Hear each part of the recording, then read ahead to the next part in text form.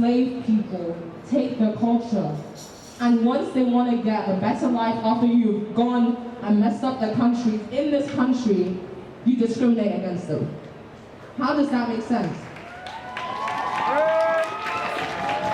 And to the people who like to say, go back to your country if you don't like it. Your country went to my country, stole my people, ruined my resources, and your country, are you mad? Are you actually mad? It genuinely does not. Raise your hand for a second if you are. Yeah, exactly. False. Exactly. So remember, continuously push decolonizing the curriculum, because this country is continuously hiding the fact that they are cruel, they are evil, and they have hurt my people, and they continue to hurt me and my people till this day. And that is why you should fight against the UK trying to hide the colonial history and push decolonizing the school curriculum. Thank you.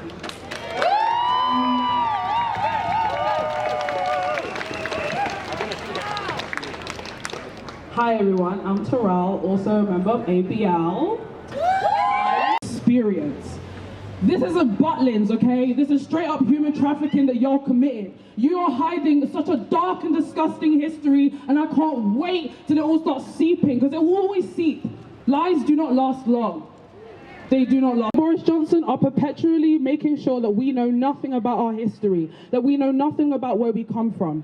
As a Jamaican and Antiguan, I find that it's difficult for me because of the fact that I don't know how far my lineage goes. I don't know where it starts. I don't know how to manage that and navigate that.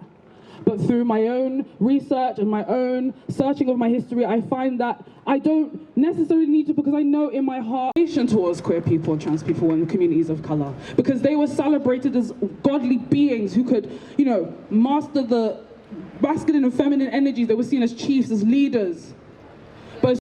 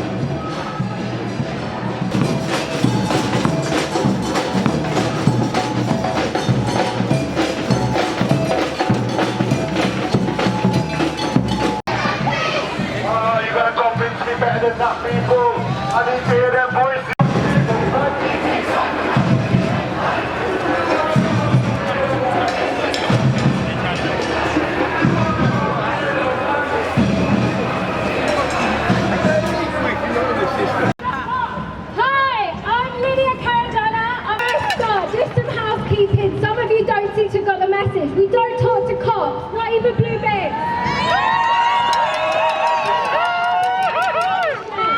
They're not our friends.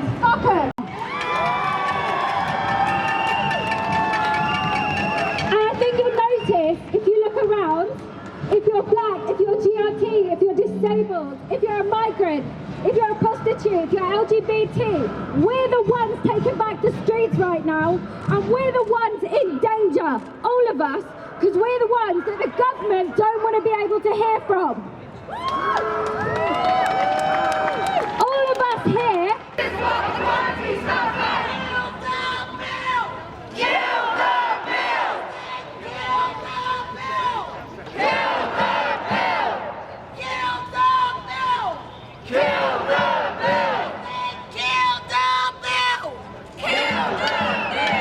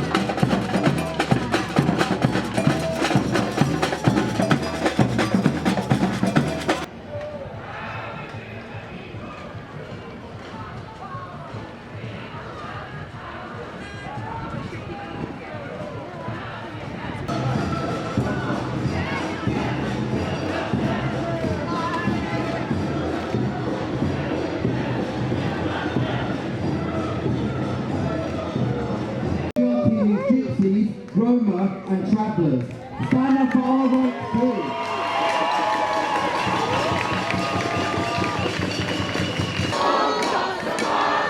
Now we have quite extensive files on me, and they do follow me and, and intimidate me on a regular basis because I am someone who saw racism set. That is not going to stop me. This bill is not going to stop me. Because what I learned while I was in the force makes me want to fight 10 times.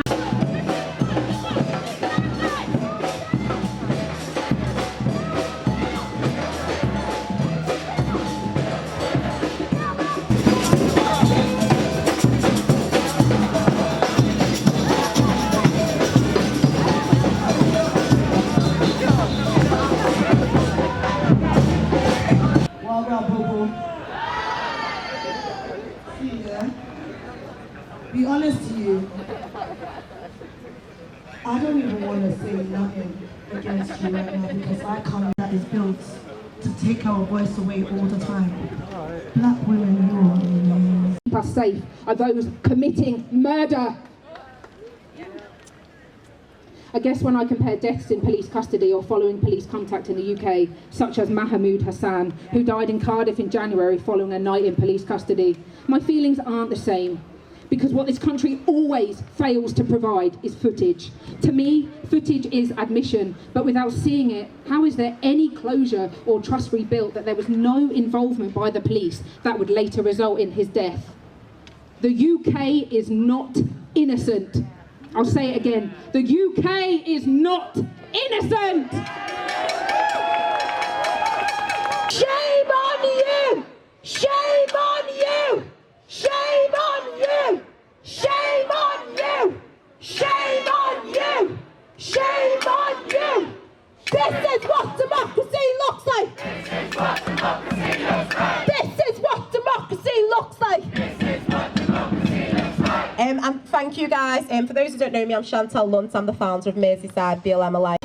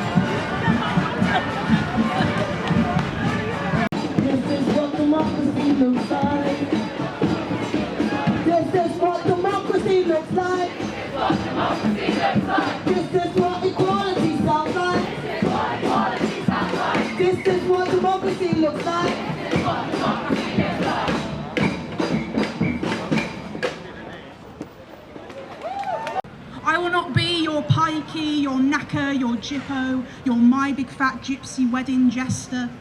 I am here for the sights, where when they call for... In balance, in harmony, only then will we be able to meet this uncertain future with hope and with compassion, and only then will our children be able to live a semblance of the equitable, peaceful lives we want for them. I want to thank today's organisers. We stand with you in humility, in awe of your stories, of your histories, of your victories, your losses, your strength. We believe that climate justice. Bolsonaro! Stop Bolsonaro! Stop Bolsonaro! Justice for Miguel! Justice for Miguel! Justice for Miguel! For organising illegal protests. But who remembers Mahatma Gandhi for his campaign for the independence of India, and who remembers the various governors, governor-generals and deputies that undertook his imprisonment? We all know on which side history has judged what Gandhi did in India during that whole period to bring about independence. Just as much as those that protested at the Elbit factory in Leicester against the manufacture of weapons that would be sent to Israel and used as part of the bombardment of Gaza and the occupation of the West Bank. And salutations, absolute admiration to the Leicester firefighters, who in no uncertain terms told the police and anyone else that cared to ask them they were there to save lives and put out fires. They weren't there to protect the manufacture of weapons to be used to kill Palestinian people. And so our whole history, the history of life in this country, is one of people that have taken a risk by taking part in a protest.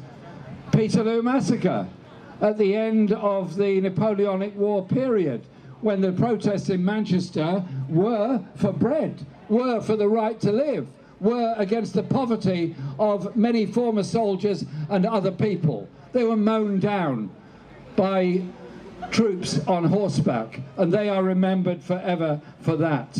The Chartist revolts of the mid-19th century in this very city that were so terrified the establishment they tried to ban the marches and ban the demonstrations. The London Dockers at the end of the 19th century who marched through this city to demand decency. The match girls who marched through this city to demand decent pay. All of those people are remembered for the contribution they made to our history. And more recently, in my own lifetime, the government of the day in the early 1970s passed something called the Industrial Relations Act, which sought to control picketing, to control what trade unions did, and to take funds away from trade unions. they then arrested 5 dockers and put those 5 dockers in Pentonville prison. We weren't having any of it. Tens of thousands of people marched to Pentonville prison. Strikes happened the very next day, and then somebody that many of us didn't even know existed, called the official solicitor, sent a tipstaff to Pentonville prison. He knocked on the door, and the 5 dockers were brought out and freed by popular protest. Just as much as those that wouldn't have it. The official story that was told, the abuse that was given to the victims of Hillsborough, the remarks that Boris Johnson made about the entire population of Liverpool at that time. They didn't give up, they didn't go away, they campaigned for decades to get justice. They've had a bit of a setback this week, but I tell you what, they're going to come back, they will get justice in the end with our support. And then so many other events have happened that it's worth just noting that at the height of Margaret Thatcher's power, she decided that the way to the future was to bring in a poll tax where everybody paid the same tax. Well, everybody can understand what the same tax means, and one of her Tory ministers said, I like the idea that a duke and a dustman pay the same amount in tax. Well, I'm sure the Duke would like that idea, but not the dustman. What they were doing was imposing a poll tax on the people of this country. There was a massive march up here. There was a huge demonstration in Trafalgar Square, as there were in other places. And you know what? It was the end of Thatcher, and it was the end of the poll tax. And so, think of others around the world that protest in the most difficult circumstances. There's a banner being held up in front of me. I've got the wrong glasses on, so it's hard to read, but what I can read is the words Bolsonaro. He is the president of Brazil, who seems to be a man in denial about many things, not least the dangers of the rainforest being burnt down and of the coronavirus. But I salute the people of Brazil that are standing up against him and standing up for justice in Brazil and land rights for the people of Brazil. So it's a global thing. This piece of legislation that the government is trying to force through is designed to limit, curtail and prevent protest throughout this country. It is the very lifeblood of our history that we make protests. Sometimes those protests do make life uncomfortable and inconvenient for others. Well, inconvenience is what democracy is about. It's the voice of people standing up against power and holding power to account and demanding justice for themselves. Those that stood against the slave trade, those that marched against the slave trade, those slaves that laid down their lives in... Of George Floyd's murder last year. And it just so happens that last year, Dealer, we were standing right over there shooting the music video to that. Go check that out, Two Brother Awakening George Floyd tribute. So this one here is dedicated to George and the whole of his family. DJ, anytime you're ready.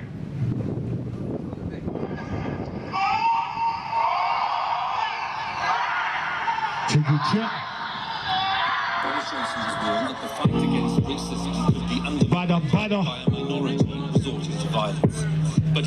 And this one's going out to all my brothers and sisters that's been taken by this racist system. All my ancestors looking down on us, giving us strength right about now.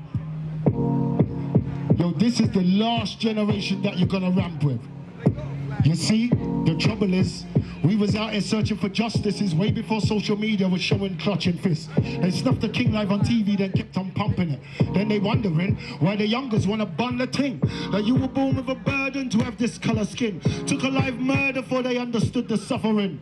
My granny used to say, you gotta work twice as hard as the white man if you want to earn the same as him.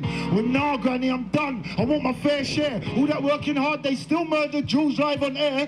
Yeah, another black mother's got to cry a tear. Man had his hands in his pockets like I don't care. We're no more, are we taking it? Rest in peace, George, you started the mass awakening. It's gone around the world, it's like history in the making. So the system's got to come down, it was built on racism. Rosa was standing, Martin was walking, Malcolm was fighting, they don't want us talking. It opens up wounds, they know it's appalling. It's time to look in the mirror and deal with the bullshit. You didn't do it, and your great-great-granddaddy did. And now the white privilege is affecting my kids. Because if your son becomes a fed, and my son becomes a dread, and your son arrests my son might not live. Fuck that. I prefer to die so he can live. So he can tell his kids, Granddad weren't having it. 2020 in the concrete forest, Granddad had burned down Boris, just to make sure that we could live. We seen the people coming together now, we needed this. My white brother standing with me now, we needed this. When they said the revolution would be televised, I bet they never imagined it on my phone in HD and shit. Oh. You can take down walls and statues. We prefer if you change laws and statutes. If I'm trying to bring about a thing, it's not true. We just want the feds to stop killing our black youths. We just want respect for the things that blacks do. If it's a democracy, do what Democrats do. We the only race, had our history erased, then had it rubbed in our face. You've come far, like that'll do. For the record, all lives matter is offensive. If you don't get it, ask the whites that's protesting. Because all my white friends, in all my friends list, don't need no explanation. They just with me in the trenches again. All lives matter is offensive. If you don't get it, ask the whites that's protesting. Because all my white friends, in all my friends list, don't need no explanation. They just with me in the trenches again. Rest in peace, George Floyd. And every single one of my brothers and sisters that's been taken by the system. It's your boy, 2 Banner. And we out. Yeah. Relatives of them, they are not independent witnesses. But we was able to prove.